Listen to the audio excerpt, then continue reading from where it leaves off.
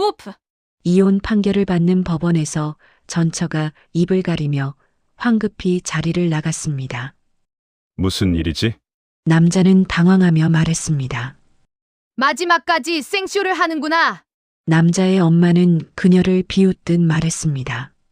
여자는 다급히 건물을 나갔습니다. 참자. 조금만 더 참아. 남자는 여자를 뒤따라갔습니다. 설마 내 아이를? 과연 이 두 사람은 어떤 사연이 있는 걸까요? 이야기를 시작하기 전에 구독과 좋아요를 눌러주시고 어디서 듣고 계신지 댓글 남겨주시면 짧게나마 인사드리도록 하겠습니다. 오늘은 서정윤 씨에게 인생의 마지막 장이 넘어가는 날이었습니다. 법원 3층 가정법원 조정실, 차가운 형광등 불빛 아래 놓인 서류 한 장, 협의이혼 확인서였습니다. 하얀 종이 위에 검은 글씨로 빼곡히 적힌 문장들이 눈에 들어왔습니다. 하지만 정윤 씨는 그 글자들을 제대로 읽을 수가 없었습니다. 눈물이 차올라 글자가 번져 보였기 때문입니다. 판사는 무미건조한 목소리로 마지막 확인을 했습니다. 아마도 오늘 하루에도 수십 번은 했을 그 질문이었습니다. 양측 모두 이혼에 합의하신다는 거죠? 서정윤 씨는 고개를 숙인 채 아무 말도 하지 못했습니다. 목구멍에 뭔가 걸린 것처럼 답답했습니다. 그저 떨리는 손으로 가방에서 도장을 꺼냈습니다. 작은 도장이 유난히 무겁게 느껴졌습니다. 도장을 서류에 꾹 눌렀습니다. 붉은 인주가 하얀 종이 위에 번지는 순간 3년간의 결혼 생활이 한순간에 끝나버렸습니다.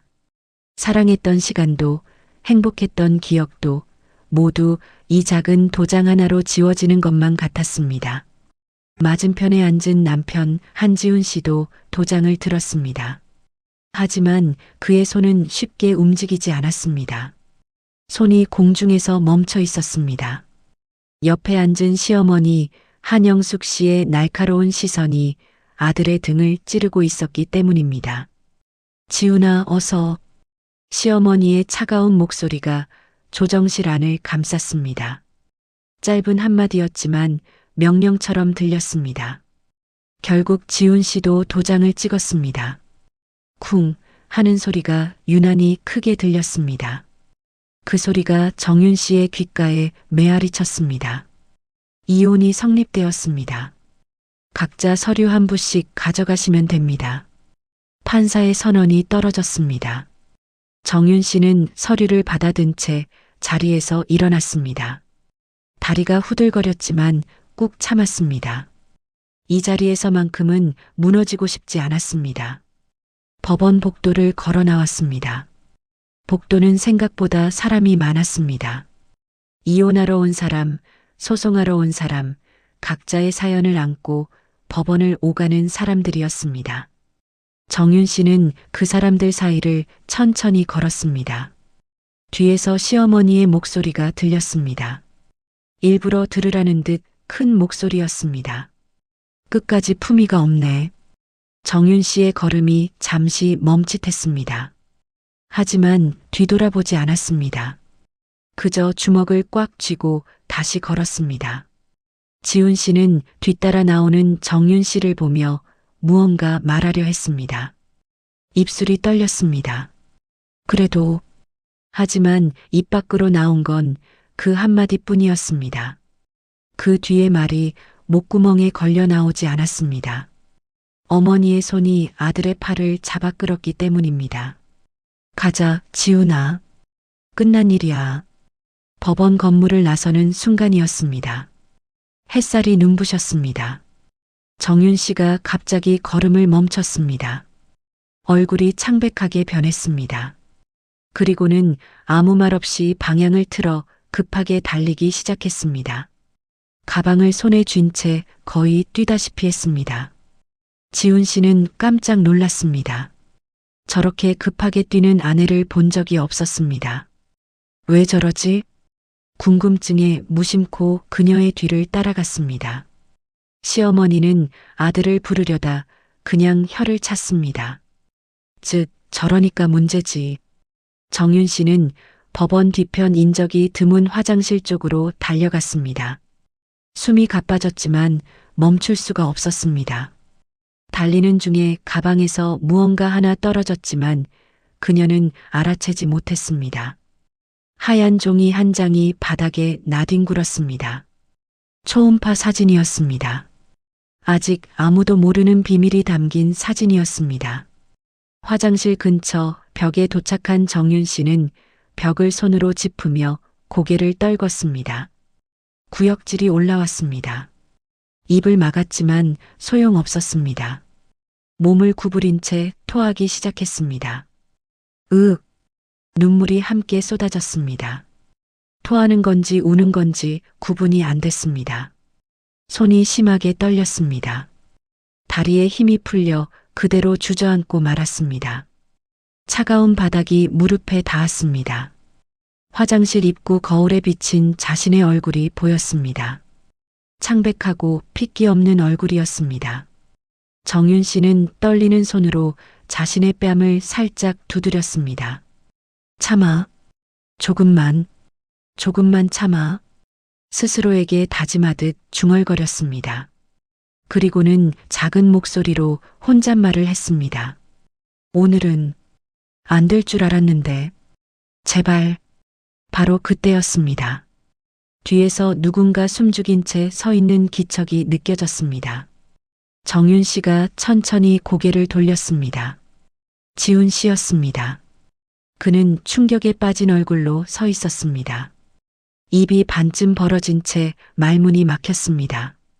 그의 머릿속엔 최근 며칠간의 일들이 빠르게 스쳐 지나갔습니다. 아내가 유난히 피곤해하던 모습, 소파에 앉아 있다가도 금방 졸던 모습, 식사를 거의 하지 않던 모습, 좋아하던 음식도 손대지 않던 모습, 새벽마다 화장실을 드나들던 모습, 그리고 지금 이 순간 토하고 있는 이 모습. 설마 임신? 지훈 씨의 얼굴이 하얗게 질렸습니다. 가슴이 철렁 내려앉았습니다. 하지만 동시에 깨달았습니다. 이미 둘은 법적으로 남남이 되어버렸다는 것을요. 이혼 도장을 찍은 지 불과 10분도 안 됐지만 이제 그녀는 그의 아내가 아니었습니다. 절망과 혼란이 그의 가슴을 짓눌렀습니다. 무언가 말을 해야 할 것 같았지만 입이 떨어지지 않았습니다. 바로 그때 정윤 씨가 지훈 씨를 똑바로 바라봤습니다. 그녀의 눈빛이 순간 흔들렸습니다. 당황한 기색이 역력했습니다. 하지만 곧 차갑게 식었습니다. 마치 얼음처럼 단단하게 굳어졌습니다. 천천히 일어선 정윤 씨가 입가를 손등으로 닦으며 말했습니다. 이제 남이잖아요. 목소리엔 떨림이 없었습니다. 차라리 너무 차가웠습니다. 지훈 씨의 가슴에 비수가 꽂히는 것 같았습니다. 따라오지 마세요. 더 이상 당신이 신경 쓸 일이 아니에요. 그 말을 남기고 정윤 씨는 지훈 씨를 지나쳐 걸어갔습니다. 비틀거리면서도 뒤를 돌아보지 않았습니다. 등이 떨리고 있었지만 그녀는 끝까지 고개를 들고 걸었습니다. 지나가던 법원 직원 한 명이 그 모습을 보며 동료에게 말했습니다. 또 이혼하고 우는 사람이네. 요즘 정말 많아. 무심한 말이었습니다. 그저 일상적인 대화였습니다.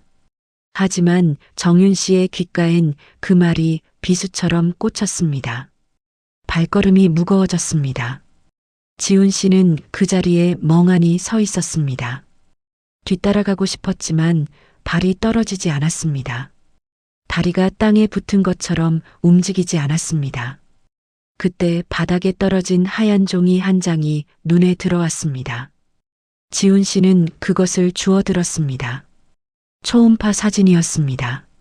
하지만 그는 그게 무엇인지 정확히 알아보지 못하고 그냥 주머니에 넣었습니다. 머릿속이 너무 복잡했습니다. 법원 앞 주차장에서 시어머니가 기다리고 있었습니다. 지훈아, 빨리 와. 뭐 하는 거야? 지훈 씨는 천천히 어머니에게 걸어갔습니다. 고개를 들어 하늘을 바라봤습니다. 맑은 하늘이었습니다. 구름 한 점 없이 너무 맑았습니다. 그래서 오히려 잔인하게 느껴졌습니다. 그날 한 여자는 모든 것을 잃었습니다. 남편도, 집도, 그리고 말할 수 없었던 진실도. 하지만 그녀의 뱃속엔 새로운 생명이 자라고 있었습니다. 아무도 모르는, 아직은 세상에 알려지지 않은 작은 생명이었습니다. 그리고 한 남자는 그날 자신이 무엇을 놓쳤는지도 모른 채 법원을 떠났습니다. 주머니 속 초음파 사진이 무엇을 의미하는지 그는 아직 알지 못했습니다. 하지만 대체 어쩌다 이 지경까지 오게 된 걸까요? 시간을 며칠 전으로 되돌려 보겠습니다. 이혼 서류에 도장을 찍기 바로 일주일 전이었습니다. 한영숙 씨의 집, 넓은 거실에 햇살이 들어왔습니다. 고급스러운 소파에 앉아 차를 마시던 한영숙 씨 앞으로 한 여자가 다가왔습니다. 백다연 씨였습니다. 재단 이사이자 한지훈 씨의 오랜 지인이었죠. 어머님, 제가 우연히 들은 이야기가 있는데요. 다연 씨는 조심스럽게 말을 꺼냈습니다. 하지만 그 눈빛은 조심스럽지 않았습니다. 오히려 무언가를 노리는 듯한 빛이 있었습니다. 뭔데? 한영숙 씨가 찻잔을 내려놓으며 물었습니다. 정윤 씨 말인데요. 정기적으로 어딘가에 돈을 보낸다고 하더라고요. 돈을? 네. 매달 빠짐없이요. 그것도 적지 않은 금액이래요. 다연 씨는 가방에서 서류 몇 장을 꺼냈습니다. 누군가 몰래 찍은 듯한 사진들이었습니다. 어느 시설 앞에 서 있는 정윤 씨의 모습이 찍혀 있었습니다. 이게 뭐야? 지난주 토요일에 제가 우연히 봤어요. 정윤 씨가 이 시설에 들어가는 걸요. 사진 속 정윤 씨는 큰 가방을 들고 시설 문 앞에 서 있었습니다. 다연 씨가 말을 이었습니다. 그런데 어머님, 더 이상한 건요. 뭔데, 그래서? 정윤 씨가 주말마다 어린 아이와 단둘이 만난다고 해요. 그 아이와 함께 공원도 가고 밥도 먹고요. 한영숙 씨의 눈빛이 날카로워졌습니다. 아이, 무슨 아이? 10살쯤 됐다고 하던데요. 그런데 그게... 다연 씨는 잠시 말을 멈췄습니다. 마치 말하기 망설여지는 것처럼요. 하지만 그건 연기였습니다. 이미 하고 싶은 말은 정해져 있었으니까요. 그 아이가 정윤 씨를 엄마처럼 부른다고 해요.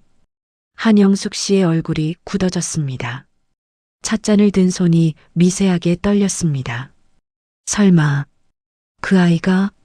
목소리가 낮게 가라앉았습니다. 다연 씨는 속으로 미소 지었지만 겉으로는 걱정스러운 표정을 지었습니다. 확실하진 않아요. 하지만 결혼 전에 말씀 안 하셨다는 게 좀... 계속 말해봐. 시설 관계자한테 들었는데 몇 년 전부터 쭉 그 아이를 돌봐왔다고 하더라고요. 한영숙 씨는 자리에서 일어났습니다. 창밖을 바라보며 혼자 중얼거렸습니다. 결혼 전에 숨긴 아이라니. 혹시 혼외자? 과거의 기억이 떠올랐습니다. 먼 친척 중에 그런 일이 있었죠. 결혼 후에 혼전 자식이 있다는 게 알려져 가문에 큰 파문이 일었던 일이요. 그때의 창피함과 소문이 한영숙 씨에겐 트라우마처럼 남아 있었습니다. 어머님, 제가 확인해 볼까요? 아니, 내가 직접. 아니, 지훈이한테 먼저 물어봐야겠어. 그날 저녁 한지훈 씨가 집에 돌아왔습니다. 거실엔 어머니가 굳은 얼굴로 앉아 기다리고 있었습니다. 지훈아, 앉아봐. 무슨 일이세요, 어머니? 너 정윤이 아이 얘기 들은 적 있어? 지훈 씨는 갑자기 무슨 소리인지 이해할 수 없었습니다. 아이요? 무슨 아이 말씀이세요? 정윤이가 몰래 키우는 아이 말이야. 매달 돈도 보내고 주말마다 만난다던데? 그게 무슨... 처음 듣는 얘긴데요. 지훈 씨는 당황했습니다. 아내가 주말마다 어디 간다는 건 알았습니다. 동생을 만나러 간다고 했었죠. 하지만 그게 뭐가 문제란 건지 이해할 수 없었습니다. 동생 만나러 간다고 했는데요. 동생? 정말 동생이 맞아?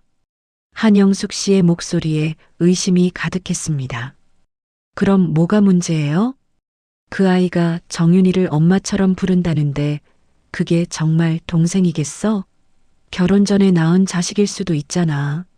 지훈 씨는 아무 말도 할 수 없었습니다. 어머니의 말이 머릿속에서 맴돌았습니다. 그날 밤 지훈 씨는 서재에 홀로 앉아 있었습니다. 책상 서랍을 열었습니다. 아내의 통장 사본이 있었습니다. 결혼할 때 재산 정리하면서 서로 공유했던 것이었죠. 송금 내역이 보였습니다. 매달 같은 날짜에 같은 금액이 어딘가로 나가고 있었습니다. 3년 동안 한 번도 빠짐없이요. 이게 정말 동생한테 보낸 거 맞나? 의심이 씨앗처럼 마음속에 뿌리를 내리기 시작했습니다. 다음 날 아침 지훈 씨는 아내에게 물어보려 했습니다. 하지만 정윤 씨는 아침 일찍 나가려고 서두르고 있었습니다.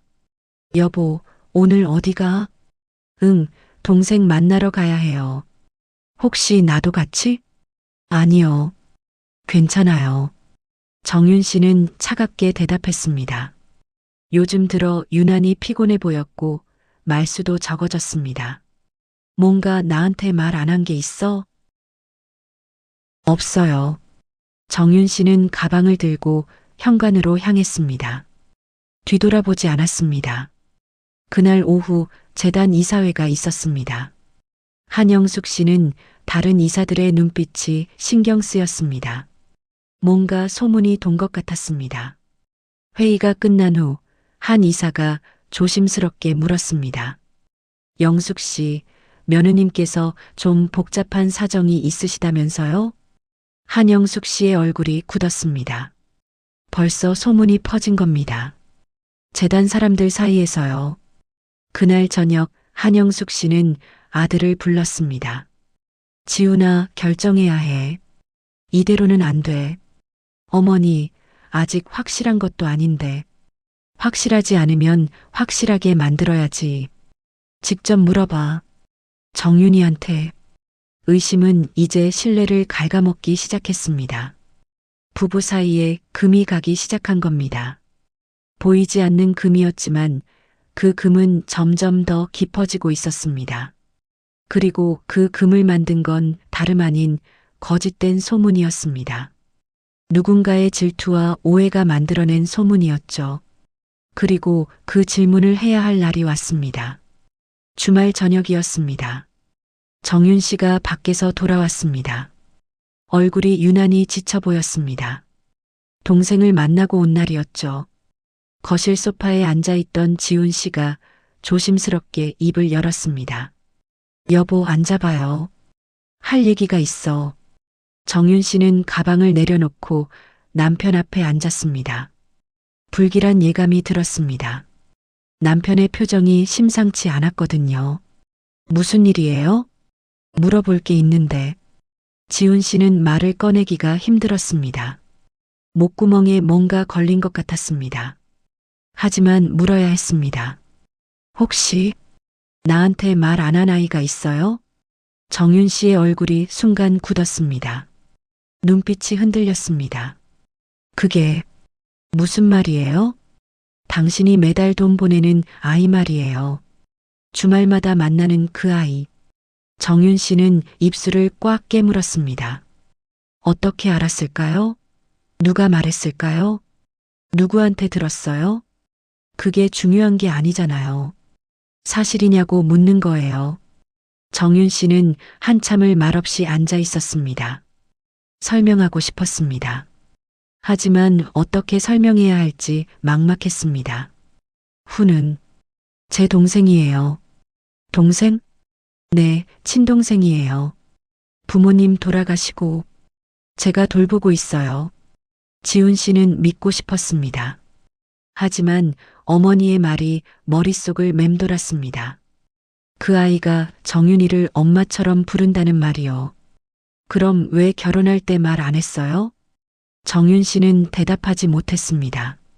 사실 말하려고 했었습니다. 하지만 시어머니의 차갑고 날카로운 시선이 무서웠습니다.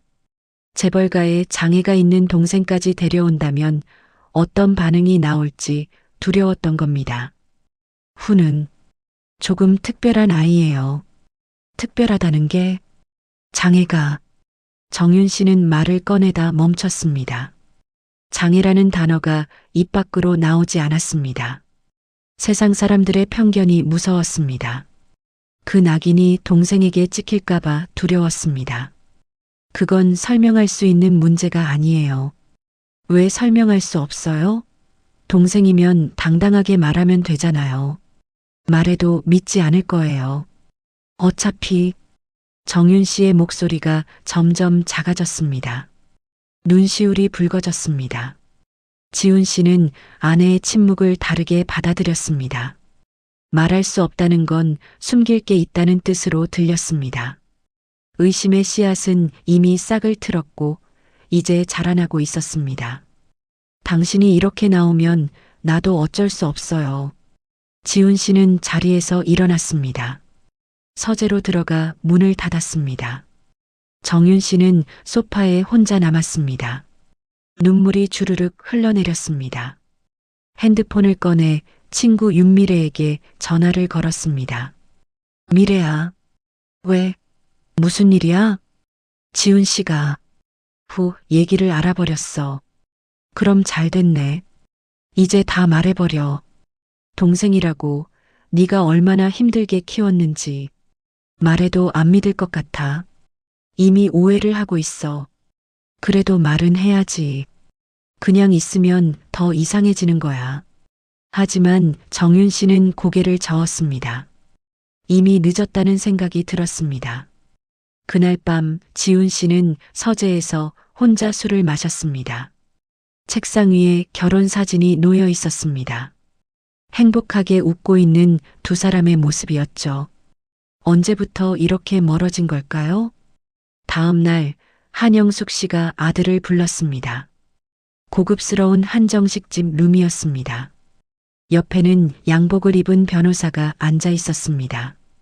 지훈아, 이 변호사님이 협의 이혼 절차를 설명해 주실 거야. 어머니, 이게 무슨... 깨끗하게 정리해야지. 재벌가에 이런 문제는 안 돼. 소문이라도 나면 어쩌려고. 하지만 아직 확실한 것도 아닌데. 확실하지 않으면 더 위험한 거야. 나중에 더 큰 문제가 생기면 어쩔 거야? 한영숙 씨의 목소리는 단호했습니다. 변호사는 서류를 꺼내 설명하기 시작했습니다. 그날 저녁 집으로 돌아온 지훈 씨는 아내에게 말했습니다. 어머니가 이혼을 원하세요. 정윤 씨는 놀라지 않았습니다. 예상했던 일이었으니까요. 알겠어요. 설명 안 할 거예요? 지금이라도? 설명해도 소용없어요.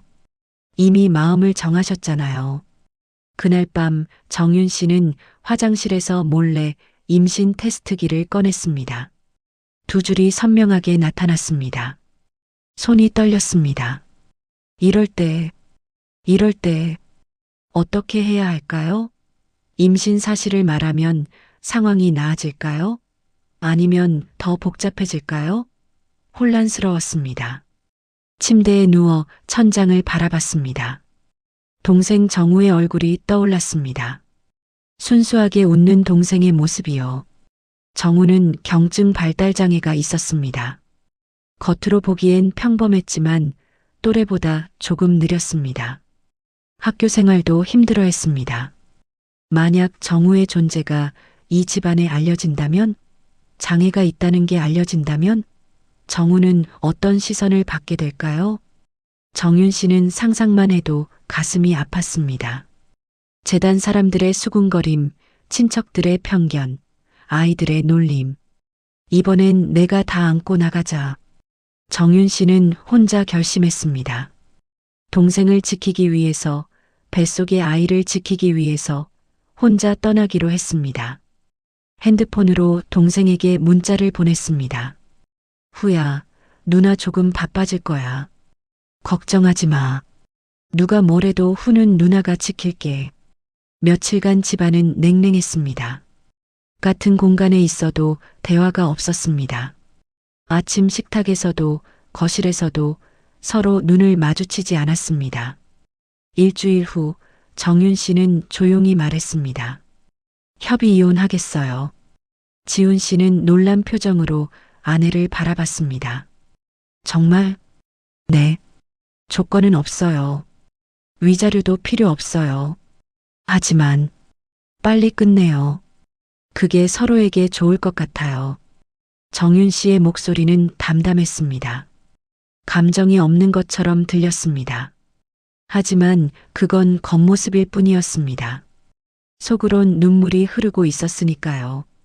그렇게 이혼 날짜가 잡혔습니다.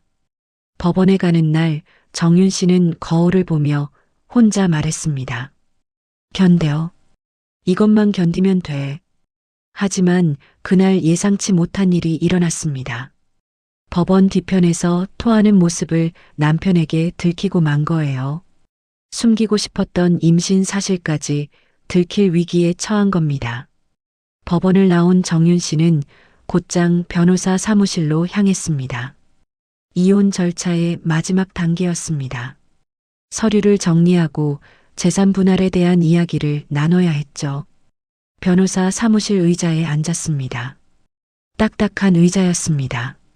변호사가 두꺼운 서류를 펼치며 설명하기 시작했습니다.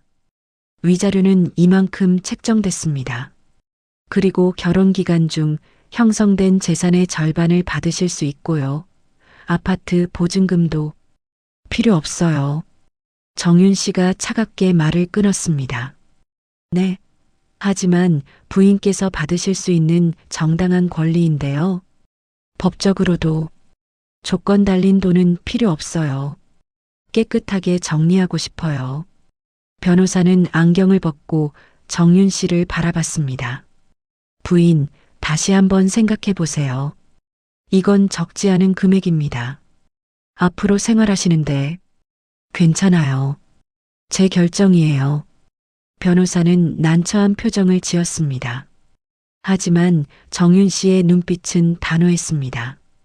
더 이상 이 집안과 엮이고 싶지 않았습니다. 돈을 받으면 언젠가 다시 연락이 올 것 같았거든요. 빚진 것 같은 기분이 들 것 같았습니다. 알겠습니다. 그럼 포기각서에 서명해 주시면 됩니다. 서류에 마지막 서명을 했습니다. 볼펜을 누르는 손에 힘이 들어갔습니다. 이름을 또박또박 썼습니다. 이걸로 정말 끝이었습니다. 변호사 사무실을 나와 택시를 탔습니다. 기사님께 주소를 말했습니다. 3년을 살았던 그 집이었습니다. 마지막으로 짐을 싸러 가는 길이었죠. 택시 안에서 창밖을 바라봤습니다. 거리가 빠르게 지나갔습니다. 결혼할 때 이 길을 처음 왔던 게 엊그제 같은데 이제 마지막으로 가는 거였습니다. 집 앞에 도착했습니다. 익숙한 아파트 단지였습니다. 고급스러운 건물, 잘 가꿔진 정원. 정윤 씨는 천천히 현관 비밀번호를 눌렀습니다. 다행히 아무도 없었습니다. 시어머니도 남편도 없었습니다. 정윤 씨는 조용히 현관문을 열고 들어갔습니다. 신발을 벗고 거실로 들어섰습니다. 넓은 거실이 한눈에 들어왔습니다. 고급스러운 가죽 소파, 비싼 수입 가구들, 벽에 걸린 유명한 화가의 그림. 모든 게 완벽했습니다. 하지만 정윤 씨에겐 하나도 따뜻하게 느껴지지 않았습니다. 3년을 살았지만 한 번도 내 집 같지 않았습니다. 방으로 들어갔습니다.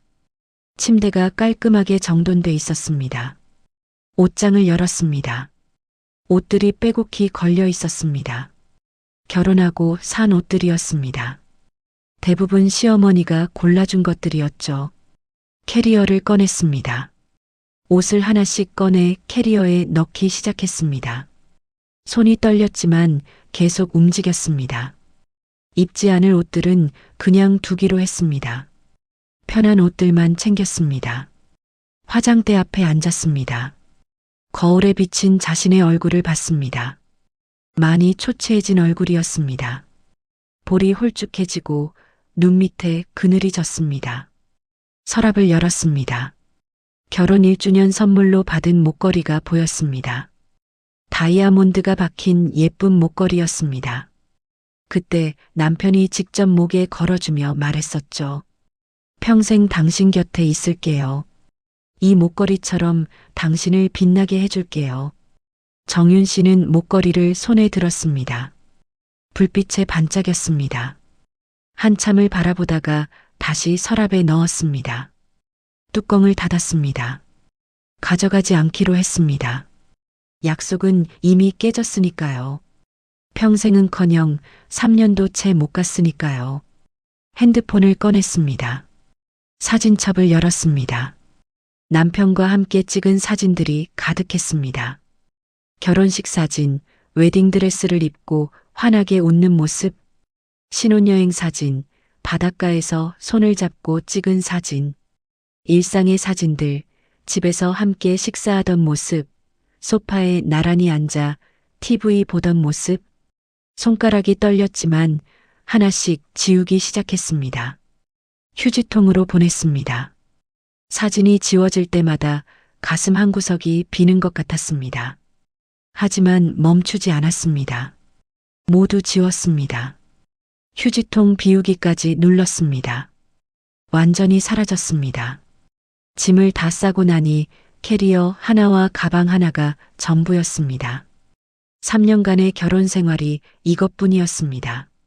시작할 땐 트럭 가득 짐을 실어왔는데 떠날 땐 손에 들 만큼만 남았습니다. 거실로 나왔습니다. 마지막으로 집안을 둘러봤습니다. 소파에 앉아 남편과 차를 마시던 기억, 함께 영화를 보던 기억, 이야기를 나누던 기억들이 스쳐 지나갔습니다. 행복했던 순간도 있었습니다. 분명히 있었습니다. 눈물이 났지만 꾹 참았습니다. 지금 울면 안 될 것 같았습니다. 무너지면 다시 일어설 수 없을 것 같았습니다. 안녕히 계세요. 빈집에 작은 목소리로 작별 인사를 했습니다. 아무도 없었지만 말했습니다. 현관문을 열고 나섰습니다. 문을 닫는 순간 딸칵 하는 소리가 들렸습니다. 정말 끝이라는 걸 느꼈습니다. 엘리베이터를 타고 1층으로 내려갔습니다. 로비를 지나 밖으로 나왔습니다. 경비 아저씨가 인사했습니다. 부인, 어디 가세요? 이사 가요. 아, 그러세요? 안녕히 가세요.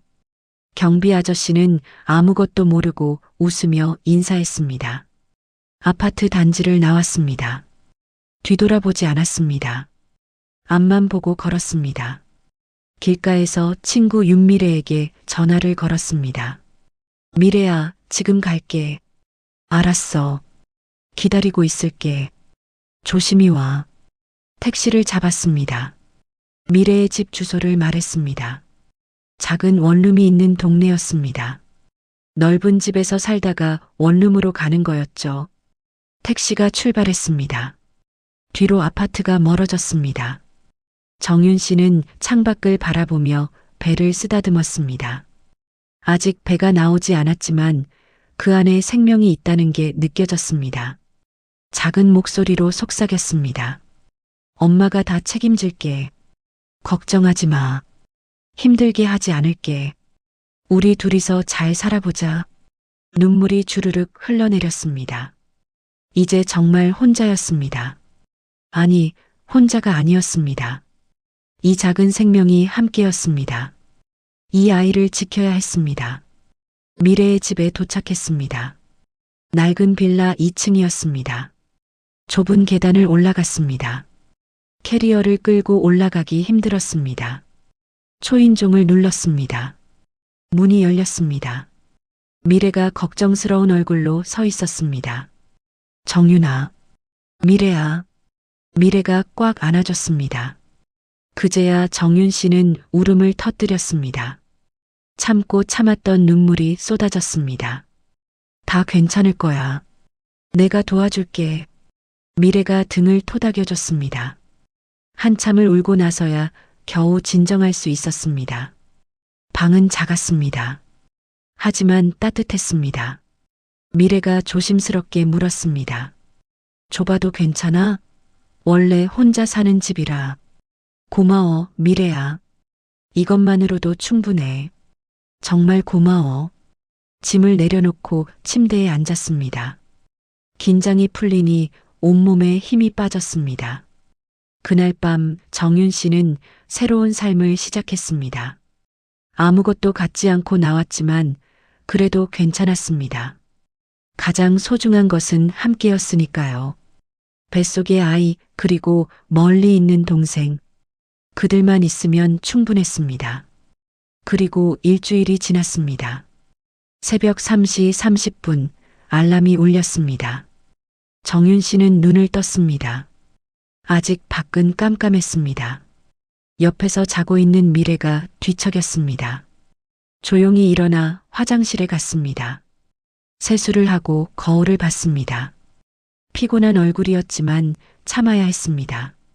청소업체에서 받은 유니폼을 입었습니다. 회색 상의에 검은색 바지였습니다. 처음 입어보는 옷이었습니다. 거울을 보니 낯선 사람 같았습니다. 가방에 도시락을 챙겼습니다. 미래가 어젯밤에 싸준 김밥이었습니다. 물통도 챙겼습니다. 현관문을 조용히 열고 나갔습니다. 새벽 공기가 차가웠습니다. 버스 정류장까지 걸어갔습니다. 첫 버스를 탔습니다. 버스 안엔 사람이 거의 없었습니다. 새벽 일을 하러 가는 사람들 몇 명뿐이었습니다. 피곤한 얼굴들이었죠. 강남역 근처 대형 빌딩에 도착했습니다. 30층짜리 오피스 빌딩이었습니다. 정윤 씨는 직원 출입구로 들어갔습니다. 지하 1층 휴게실에서 같은 조 사람들을 만났습니다. 조장인 김정자 씨가 다가왔습니다. 60대 초반쯤 돼 보이는 분이었습니다. 새로 오신 분이죠? 서정윤 씨? 네, 잘 부탁드립니다. 오늘 첫날이니까 내가 가르쳐 줄게요. 따라오세요. 창고로 갔습니다. 청소 도구들이 가득했습니다. 걸레, 대걸레, 물통, 세제, 쓰레기 봉투. 이게 대걸레고요. 이렇게 짜는 거예요. 손에 힘만이 들어가니까 조심해요. 정자 씨가 시범을 보였습니다. 정윤 씨도 따라 해봤습니다. 손이 떨렸습니다. 생각보다 힘들었습니다. 처음엔 다들 그래요. 익숙해지면 괜찮아요. 4시 30분 청소가 시작됐습니다. 1층 로비부터였습니다. 대리석 바닥을 닦았습니다. 무릎을 굽히고 걸레질을 했습니다. 허리가 아팠습니다. 화장실로 이동했습니다. 여자 화장실, 남자 화장실을 차례로 청소했습니다. 변기를 닦고 세면대를 닦고 거울을 닦았습니다. 구역질이 올라왔습니다. 세제 냄새 때문이었습니다. 입을 막았습니다. 참아야 했습니다. 괜찮아요? 정자 씨가 걱정스럽게 물었습니다. 네, 괜찮아요. 혹시 임신한 거 아니에요?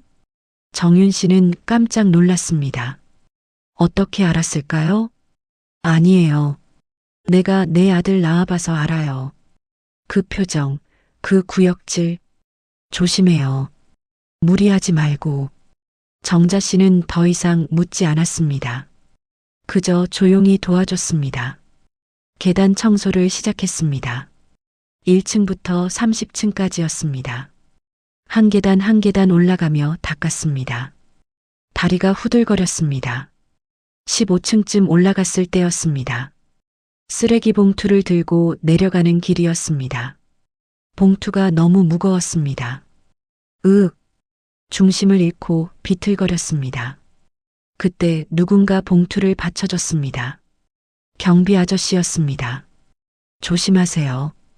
임신부는 이런 거 들면 안 되는데. 죄송해요. 괜찮아요. 아니에요. 내가 들고 내려갈게요. 경비 아저씨가 봉투를 들어줬습니다.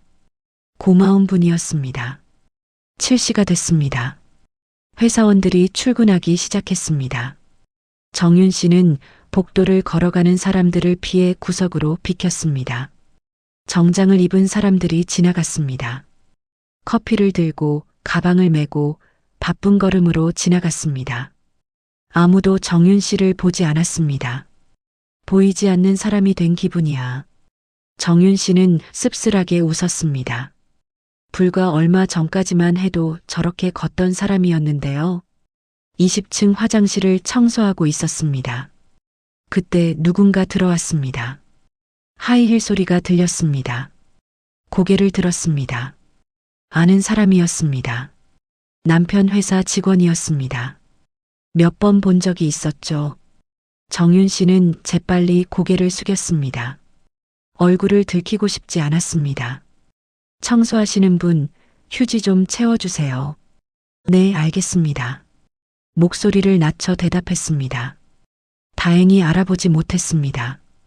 그 사람은 화장을 고치고 나갔습니다. 가슴이 두근거렸습니다. 떨리는 손으로 휴지를 채웠습니다. 점심시간이 됐습니다. 정자 씨가 말했습니다. 점심 먹으러 가요. 옥상이 좋아요. 조용하거든요. 옥상으로 올라갔습니다. 하늘이 보였습니다. 맑은 날씨였습니다. 벤치에 앉아 도시락을 꺼냈습니다. 김밥이었습니다. 한 입 베어 물었습니다. 정자 씨가 옆에서 말했습니다. 우리 같은 사람은 아파도 못 쉬는 거야. 쉬면 당장 월급이 줄어드니까. 네. 임신한 거 맞죠? 조심해요. 무리하면 아기한테 안 좋아요. 감사합니다. 정윤 씨는 눈물이 날 것 같았습니다. 낯선 사람의 따뜻한 말이 가슴에 와닿았습니다. 핸드폰이 울렸습니다. 문자였습니다. 동생 정우였습니다. 누나 보고 싶어. 언제 와? 정윤 씨는 눈물을 참았습니다. 대답을 할 수가 없었습니다. 언제 갈 수 있을지 모르겠으니까요. 오후가 됐습니다. 3시쯤 관리자가 왔습니다. 엄한 얼굴의 남자였습니다. 서정윤 씨, 오늘 첫날이죠? 네. 일 진도가 좀 느린데요. 다른 사람들은 다 하는데 왜 자꾸 쉬려고 해요? 죄송합니다. 내일부터는 제 시간에 끝내세요. 관리자는 차갑게 말하고 갔습니다.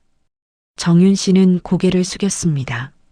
정자 씨가 작은 목소리로 말했습니다.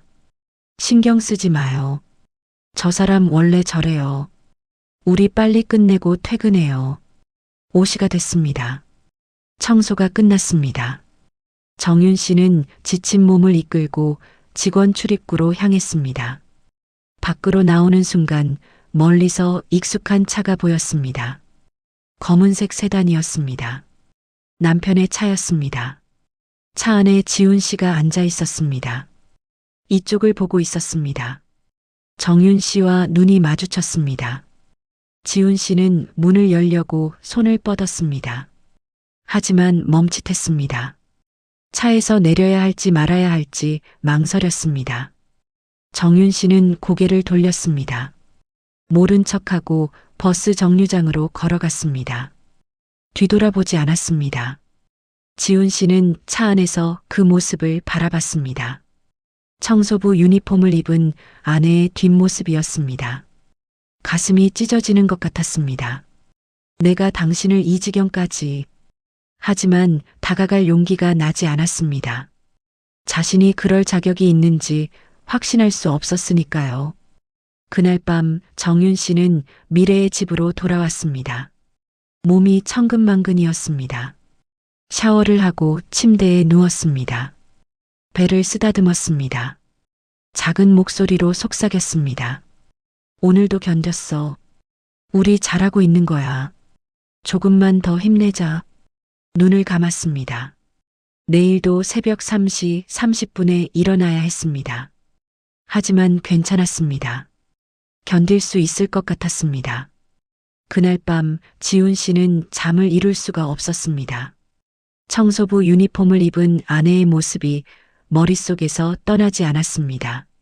저렇게까지 힘든 일을 하면서도 위자료를 거부한 이유가 뭘까요?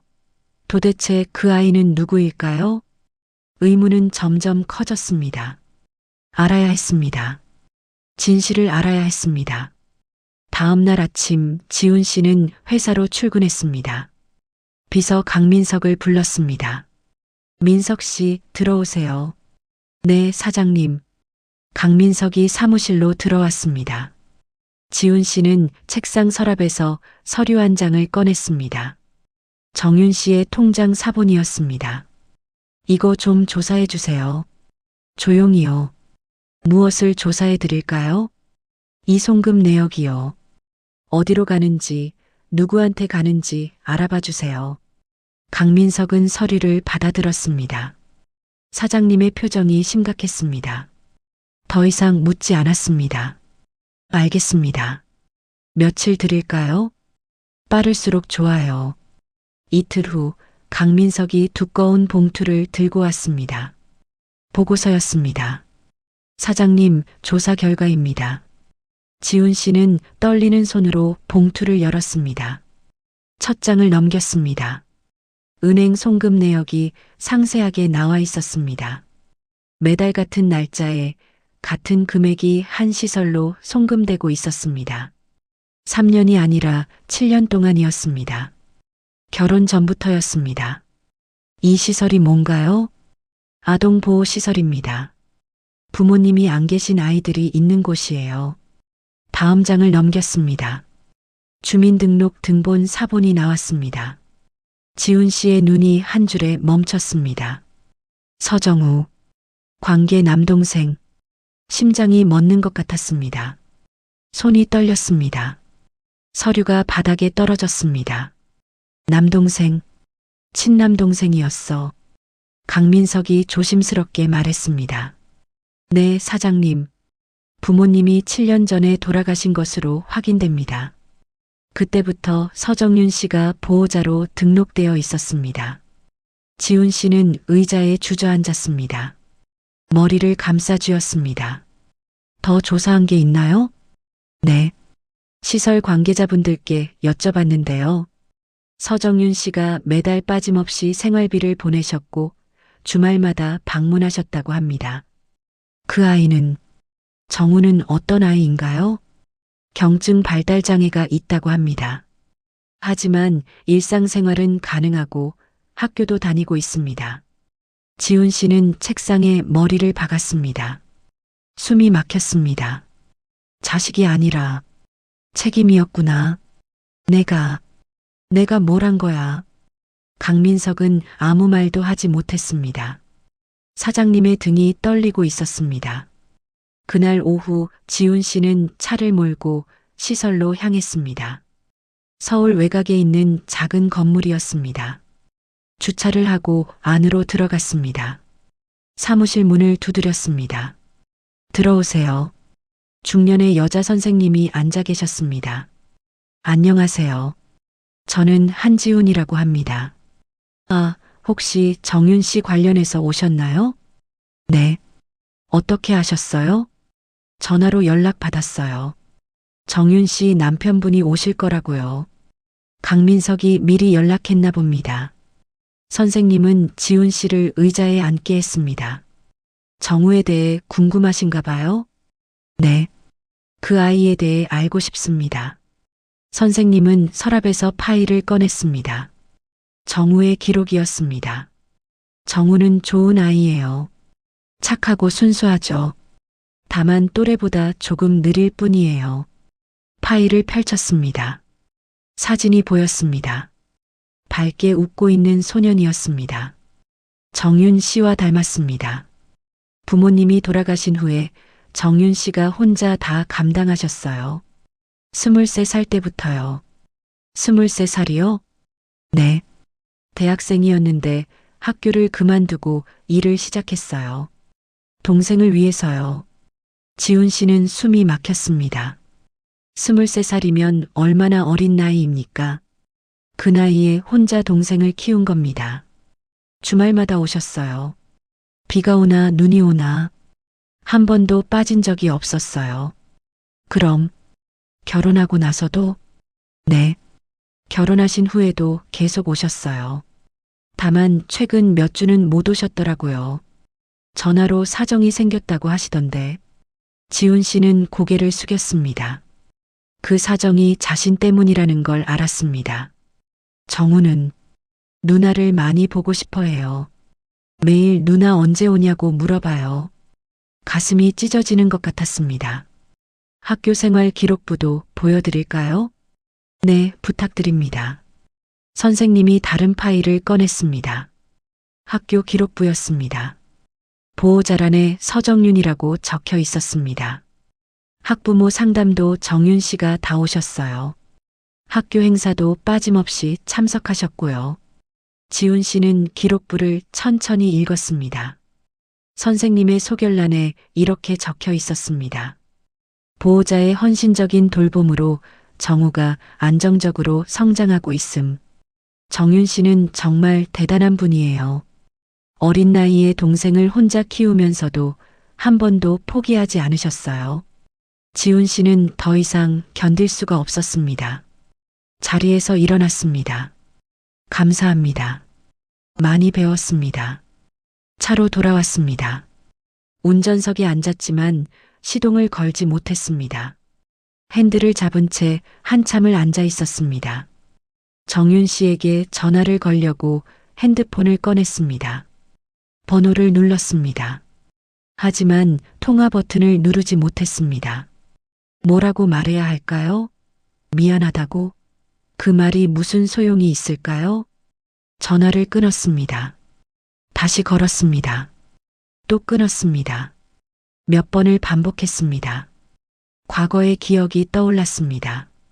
결혼하기 전 정윤 씨가 조심스럽게 물었던 말이 생각났습니다. 저기, 혹시 나중에 가족이 생기면 같이 데려와도 될까요? 그때 자신은 뭐라고 대답했었죠? 무슨 소리예요? 우리 둘이서 새로운 가족을 만드는 거잖아요. 정윤 씨는 그 말에 아무 대답도 하지 못했었습니다. 그냥 미소만 지었었죠. 이제야 알았습니다. 그게 얼마나 슬픈 미소였는지를요. 지훈 씨는 차 안에서 소리 없이 울었습니다. 후회가 밀려왔습니다. 하지만 이미 늦었습니다. 어떻게 해야 하지? 어떻게 용서를 빌어야 하지? 그날 저녁 집으로 돌아갔습니다. 어머니에게 전화를 걸려다 멈췄습니다. 주먹을 꽉 쥐었습니다. 지금 어머니를 보면 무슨 말을 할지 자신이 없었습니다. 서재로 들어가 책상에 앉았습니다. 오늘 받은 서류들을 다시 펼쳤습니다. 정우의 사진을 오래 바라봤습니다. 미안해. 정말 미안해. 작은 목소리로 중얼거렸습니다. 하지만 그 말을 들어줄 사람은 아무도 없었습니다. 이틀 후 지훈 씨는 어머니 집을 찾아갔습니다. 손에는 두꺼운 서류 봉투가 들려 있었습니다. 초인종을 눌렀습니다. 문이 열렸습니다. 한영숙 씨가 우아한 한복을 입고 서 있었습니다. 지훈아, 왜 이렇게 갑자기? 어머니, 들어가도 될까요? 그래, 들어와. 거실로 들어갔습니다. 한영숙 씨는 소파에 앉아 차를 따랐습니다. 하지만 지훈 씨는 앉지 않았습니다. 서 있는 채로 서류 봉투를 어머니 앞 탁자에 던졌습니다. 이게 뭐니? 한번 보세요. 한영숙 씨는 봉투를 집어들었습니다. 서류를 꺼내 읽기 시작했습니다. 얼굴이 점점 굳어갔습니다. 이게 남동생? 네. 어머니가 그렇게 의심하시던 아이는 정윤이 친동생이었어요. 혼외자가 아니라요. 한영숙 씨는 말문이 막혔습니다. 서류를 계속 넘겼습니다. 송금 내역, 시설 기록, 주민등록 등본. 그럼 그동안 정윤이는 23살 때부터 혼자 동생을 키워왔어요. 부모님 돌아가시고 7년 동안이요. 지훈 씨의 목소리가 떨렸습니다. 이게 어머니가 원하던 거예요? 아무 잘못도 없는 사람을 내쫓는 거? 지훈아, 나도 몰랐잖니. 그렇게 말을 했어야지. 말을 해도 믿으셨을까요? 아니잖아요. 이미 마음을 정하셨잖아요. 한영숙 씨는 대답하지 못했습니다. 아들의 차가운 눈빛을 견딜 수가 없었습니다. 그래도 나는 우리 집안을 위해서, 우리 집안은 지금 멀쩡한데 정윤이는 새벽부터 청소 일을 하고 있어요. 임신한 몸으로요. 뭐라고? 임신? 한영숙 씨는 깜짝 놀라 자리에서 일어났습니다. 네. 내 아이를 임신한 채로 혼자 일하고 있어요. 어머니 때문에요. 지훈 씨는 더 이상 말하지 않았습니다. 돌아서서 집을 나갔습니다. 한영숙 씨는 흩어진 서류들을 바라보며 그 자리에 멍하니 서 있었습니다. 며칠 후 재단 이사회가 열렸습니다. 한영숙 씨가 회의실에 들어갔을 때 분위기가 이상했습니다. 이사들의 눈빛이 냉랭했습니다. 회의가 시작됐습니다. 한 이사가 조심스럽게 말을 꺼냈습니다. 영숙 씨, 며느님 일이 좀 복잡하게 됐다면서요? 무슨 말씀이신지. 소문 들었어요. 며느님을 내쫓았는데 알고 보니 오해였다면서요? 한영숙 씨는 얼굴이 굳었습니다. 어떻게 알았을까요? 며느님이 동생을 돌보신 건데 그걸 혼외자로 오해하셨다고요? 다른 이사도 말을 보탰습니다. 게다가 임신까지 하신 상태였다고 들었는데요. 손주를 버린 셈 아닙니까? 한영숙 씨는 아무 말도 할 수 없었습니다. 회의가 끝나고 복도로 나왔습니다. 사람들의 수군거림이 들렸습니다. 명문가라더니 저런 일을 하네. 불쌍한 며느리. 며칠 후 언론에 기사가 났습니다. 누군가 익명으로 제보한 것이었습니다. 명문재단가 며느리 내쫓기 논란. 알고 보니 동생 뒷바라지. 기사는 빠르게 퍼져나갔습니다. SNS에서도 이야기가 돌았습니다. 댓글이 달렸습니다. 재벌가는 역시 며느리가 얼마나 힘들었을까. 손주까지 있는데 너무하네요. 한영숙 씨는 친구들과의 모임에도 나갈 수 없었습니다. 한번 나갔다가 차가운 시선을 받고 조용히 자리를 떠났습니다. 영숙 씨, 요즘 얼굴이 안 좋으시네요. 괜찮아요. 며느리분은 잘 지내시는지. 참 안 됐어요. 그 말들이 비수처럼 꽂혔습니다. 일주일 후 재단 이사회는 한영숙 씨에게 명예직 사퇴를 권고했습니다. 영숙 씨, 재단 이미지를 위해서 잠시 물러나시는 게. 알겠습니다. 한영숙 씨는 조용히 사퇴서를 썼습니다. 30년간 일했던 재단에서 쫓겨나는 기분이었습니다. 한편 지훈 씨는 백다연을 조사하기 시작했습니다. 강민석에게 지시했습니다. 백다연 씨가 어머니한테 정윤이 얘기를 전한 거 알고 있죠? 네, 사장님. 증거를 찾아주세요. 어떻게 알았는지, 누구한테 들었는지요. 강민석은 사설 탐정을 고용했습니다. 일주일간의 조사 끝에 결정적인 증거를 찾았습니다. 백다연이 기자와 통화한 녹음 파일이었습니다. 다연 씨 스스로 녹음해 둔 것을 탐정이 찾아낸 겁니다. 그 얘기 기사로 내면 재미있을 것 같은데요. 재벌가 며느리 스캔들이잖아요. 다연의 목소리였습니다. 루머를 퍼뜨리고 심지어 기자에게까지 제보한 겁니다. 지훈 씨는 녹음 파일을 들었습니다. 손이 떨렸습니다. 분노가 치밀었습니다. 다음 날 재단 이사회에 녹음 파일이 제출됐습니다. 이사들은 충격에 빠졌습니다. 이게 정말 백다연 이사의 목소리입니까? 네, 확인됐습니다. 명예훼손으로 고소해야겠습니다. 백다연은 급히 이사회에 불려왔습니다. 창백한 얼굴이었습니다. 이게 무슨 일입니까? 이사장이 차갑게 말했습니다. 다연 씨, 재단 이사직을 사퇴하시죠. 그게 서로에게 좋을 겁니다. 하지만 명예훼손 소송도 준비 중입니다. 변호사를 선임하시는 게 좋겠습니다. 백다연은 무너졌습니다. 짐을 싸며 눈물을 흘렸습니다. 왜 나만 나쁜 사람이 돼? 하지만 아무도 듣지 않았습니다. 다연은 지훈을 찾아갔습니다. 회사 로비에서 기다렸다가 붙잡았습니다. 지훈 씨, 무슨 일이에요? 나 사랑했어요. 진심으로 사랑했어요. 지훈 씨는 차갑게 대답했습니다. 그게 사랑인가요? 남의 인생을 망치는 게. 하지만 이제 그만 가세요. 다시는 보지 맙시다. 지훈 씨는 돌아섰습니다. 다연은 그 자리에 주저앉아 울었습니다. 그날 저녁 한영숙 씨는 혼자 집에 앉아 있었습니다. 넓은 거실이 너무 조용했습니다. 편지지를 꺼냈습니다. 며느리에게 쓰려고 했습니다. 펜을 들었습니다. 정윤아, 미안하구나. 하지만 그 다음 말이 나오지 않았습니다. 뭐라고 써야 할까요? 미안하다는 말로 충분할까요? 편지를 찢었습니다. 다시 썼습니다. 또 찢었습니다. 몇 번을 반복했습니다.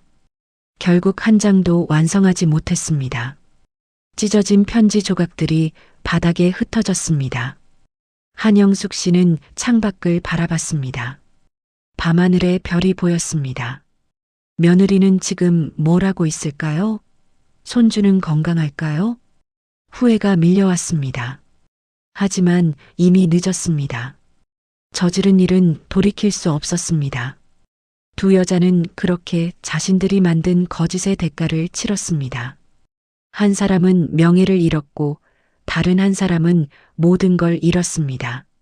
하지만 정작 상처받은 사람은 아무것도 돌려받지 못했습니다.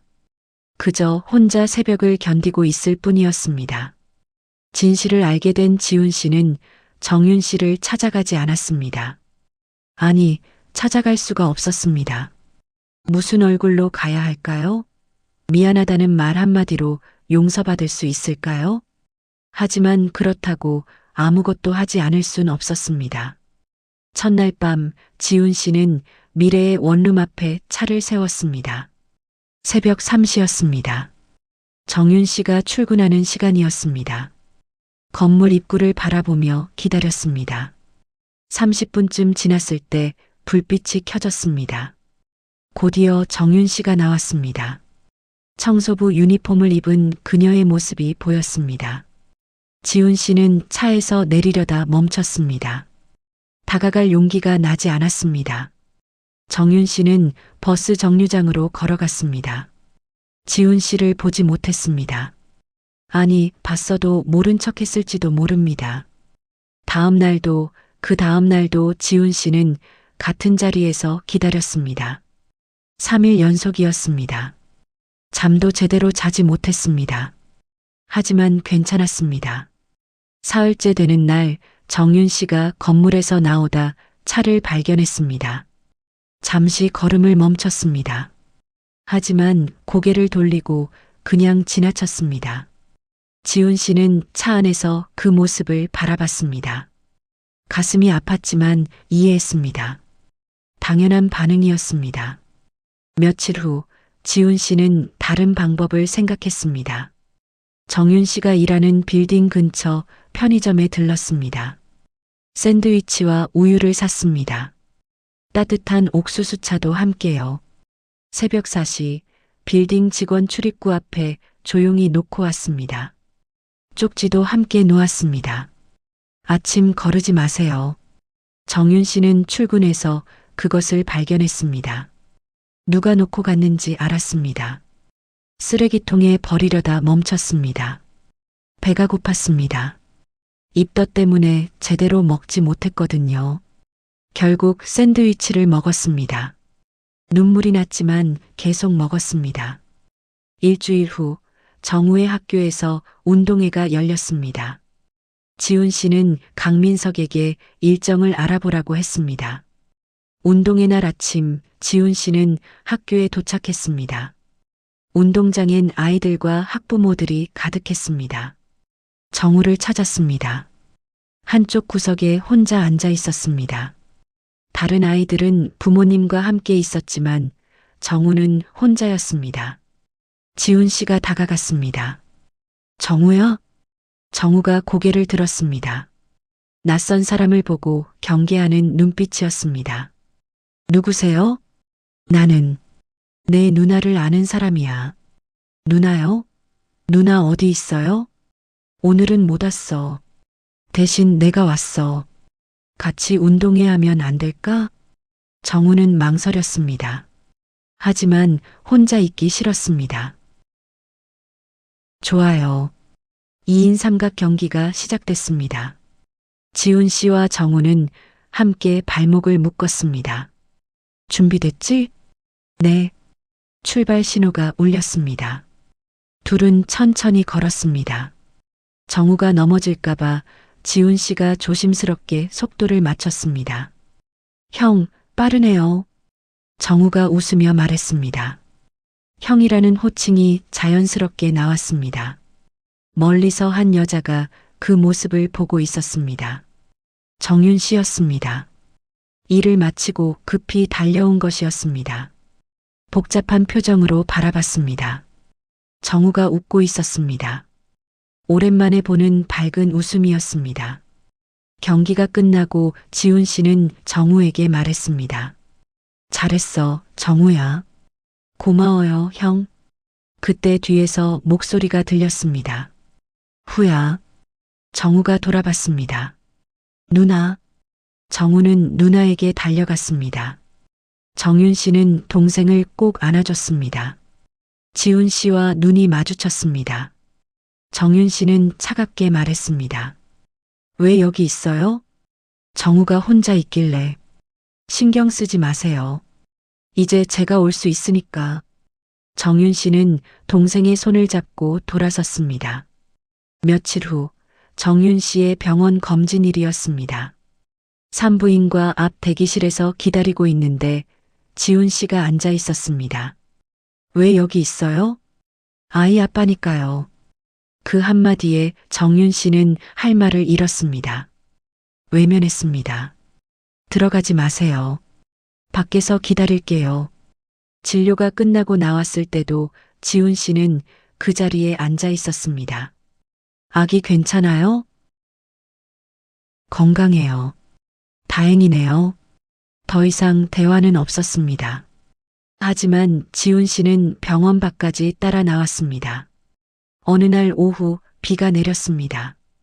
정윤 씨는 우산 없이 일을 마쳤습니다. 빌딩 밖으로 나오는데 누군가 우산을 들고 서 있었습니다.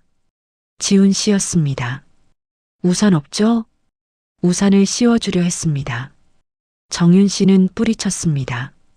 됐어요. 비를 맞으며 걸었습니다. 하지만 지훈 씨는 뒤에서 따라오며 우산을 들어줬습니다. 자신은 비를 맞으면서요. 왜 이러세요? 그냥 비 맞으면 감기 걸려요.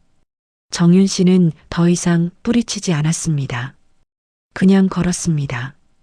김정자 선배가 지켜보다 물었습니다. 저 남자 누구야? 전 남편? 정윤 씨는 대답하지 않았습니다. 그날 밤 핸드폰에 문자가 왔습니다. 오늘도 무사히 퇴근했어? 추우니까 조심해. 정윤 씨는 답장하지 않았습니다. 하지만 문자를 지우지도 않았습니다. 다음 날도 그 다음 날도 문자가 왔습니다. 오늘 검진 괜찮았어? 정우가 보고 싶어 한대. 주말에 시간 되면 연락해. 날씨 추워졌어. 따뜻하게 입고 다녀. 정윤 씨는 답장하지 않았지만 문자는 계속 읽었습니다. 한 달이 지났습니다. 어느 날 병원 앞에서 지훈 씨가 또 기다리고 있었습니다. 정윤 씨는 지나치려다 멈췄습니다. 왜 이러는 거예요? 지훈 씨는 고개를 숙였습니다. 용서 안 해도 돼요. 도망치지 않을게요. 그냥 곁에 있게만 해주세요. 정윤 씨는 아무 말도 하지 않았습니다. 하지만 이번엔 쫓아내지도 않았습니다. 시간이 흘렀습니다. 지훈 씨는 매일 같은 자리에서 기다렸습니다. 말은 많지 않았습니다. 그저 묵묵히 곁에 있었습니다. 정윤 씨의 마음도 조금씩 움직이기 시작했습니다.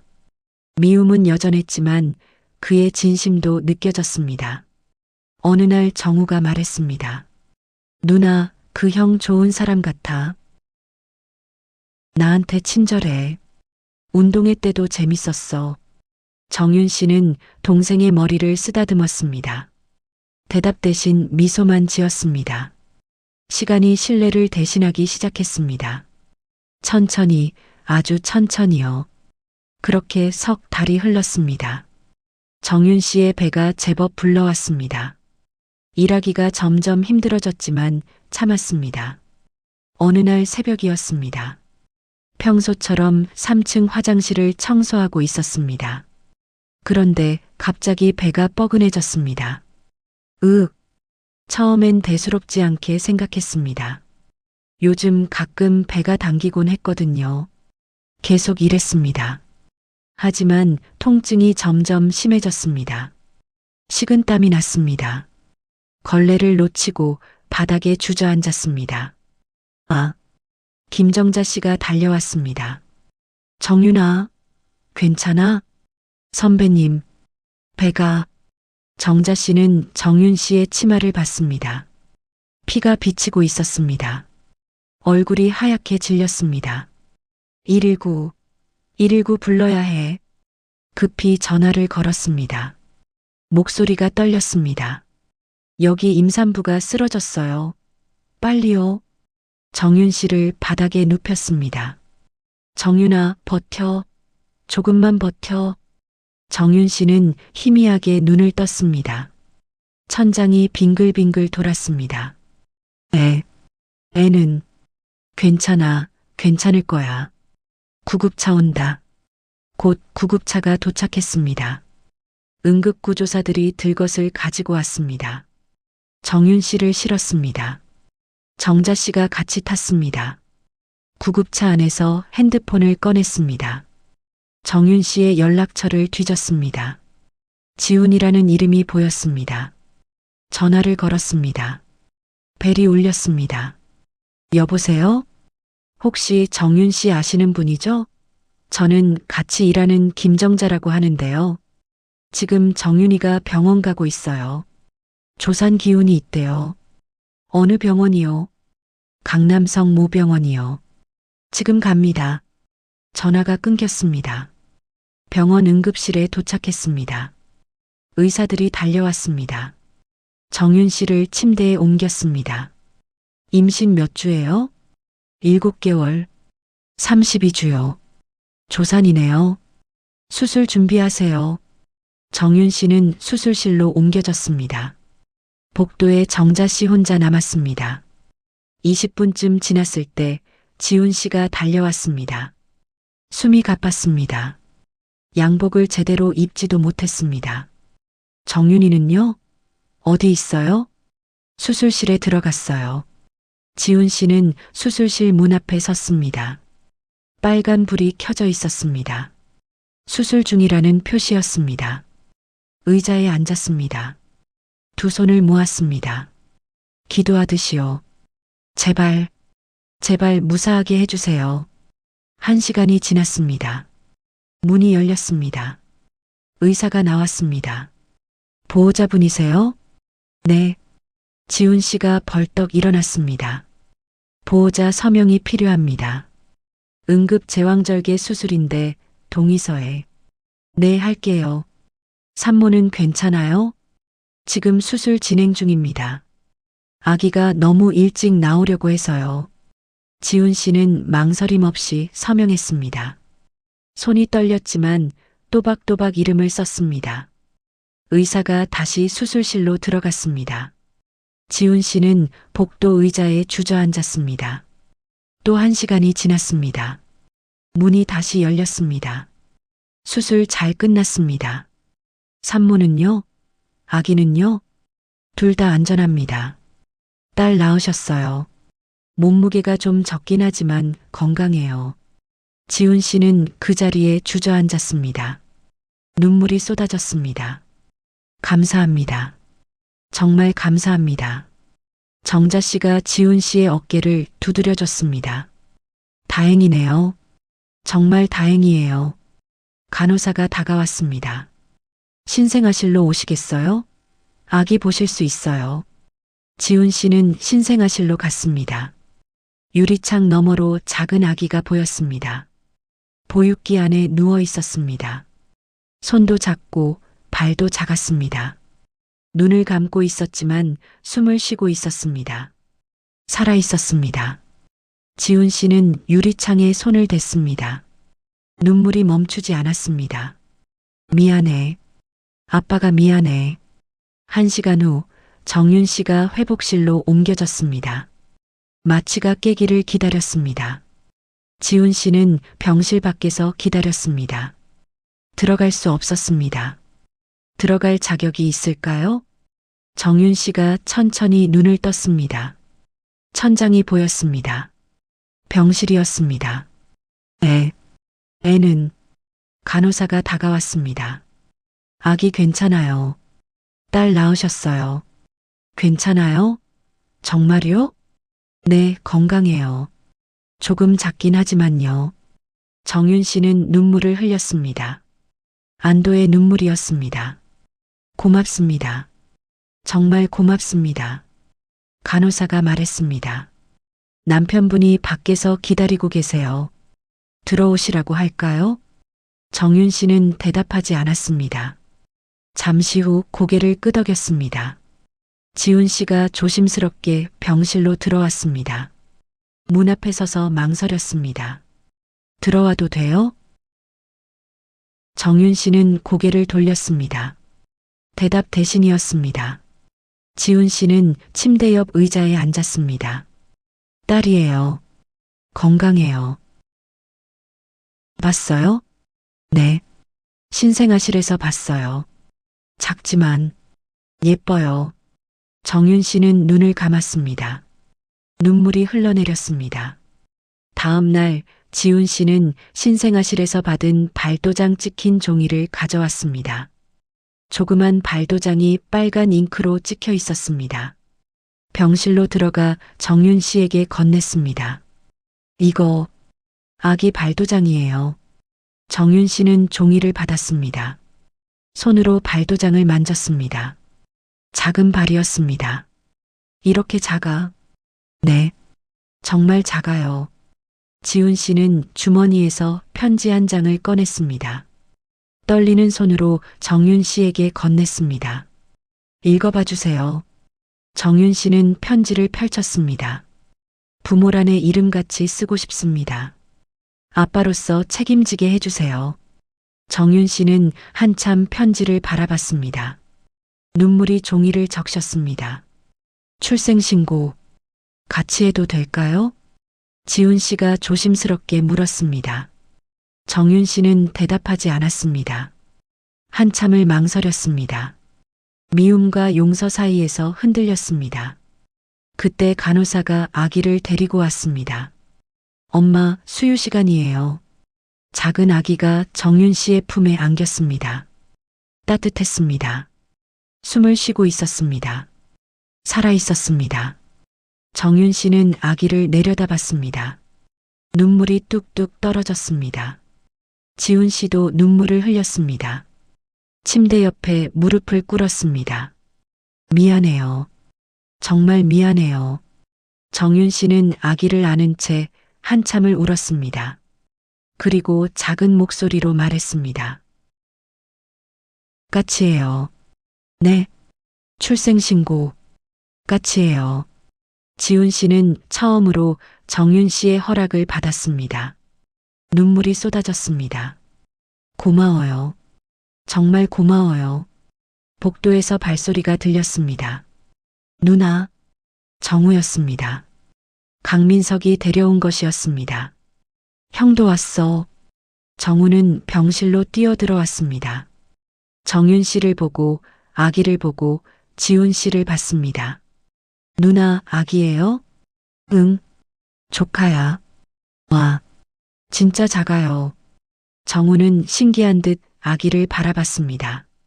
네 사람이 한 병실에 모였습니다. 가족의 시작이었습니다. 일주일 후 정윤 씨와 아기가 퇴원하는 날이었습니다. 지훈 씨가 차를 가지고 왔습니다. 아기 카시트도 미리 설치해뒀습니다. 정윤 씨는 조심스럽게 아기를 안았습니다. 집으로 갈까요? 지훈 씨가 물었습니다. 자신의 집을 말하는 거였죠. 정윤 씨는 고개를 저었습니다. 미래네 집으로 갈게요. 하지만 거기는 좁잖아요. 아기 키우기 힘들 텐데. 괜찮아요. 당분간은 거기서 지낼 거예요. 지훈 씨는 더 이상 말하지 않았습니다. 아쉬웠지만 이해했습니다. 아직 시간이 필요한 거겠죠. 차는 미래의 원룸 앞에 멈췄습니다. 지훈 씨가 짐을 들어주고 집 앞까지 따라왔습니다. 들어가 봐요. 들어가도 될까요? 정윤 씨는 잠시 망설이다 고개를 저었습니다. 오늘은 안 될 것 같아요. 알겠어요. 필요한 거 있으면 연락해요. 지훈 씨는 아쉬운 표정으로 돌아섰습니다. 계단을 내려가다 뒤돌아봤습니다. 정윤 씨는 아기를 안고 문 앞에 서 있었습니다. 조심히 들어가요. 네. 첫 주말 정우가 찾아왔습니다. 가방을 메고 신나게 뛰어왔습니다. 누나, 아기 보러 왔어요. 어서 와, 후야. 정우는 조심스럽게 아기를 들여다봤습니다. 누나, 이름 지었어요? 아직이야. 같이 지을까? 진짜요? 나도. 정우는 한참 생각하더니 말했습니다. 하늘에서 온 것 같으니까. 하늘하, 별성. 하성이는 어때요? 정윤 씨는 미소 지었습니다. 예쁘다. 하성이. 그때 초인종이 울렸습니다. 지훈 씨였습니다. 손에 아기 용품이 가득했습니다. 기저귀하고 분유 사왔어요. 고마워요. 들어가도 될까요? 정윤 씨는 문을 열어줬습니다. 지훈 씨는 조심스럽게 들어왔습니다. 형? 정우가 반갑게 맞이했습니다. 지훈 씨와 정우는 이제 자연스러웠습니다. 후야, 오늘 학교에서 뭐 했어? 체육 시간에 축구했어요. 내가 골 넣었어요. 우와, 정말 잘했네. 셋이 함께 아기를 보살폈습니다. 기저귀를 갈고 분유를 먹이고 트림을 시켰습니다. 서툴렀지만 행복했습니다. 어느 날 저녁 정윤 씨가 일하던 빌딩 앞을 지나갔습니다.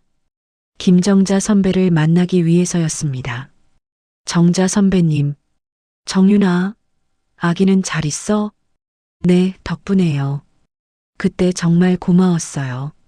정자 씨는 정윤 씨의 손을 꼭 잡았습니다. 다행이야.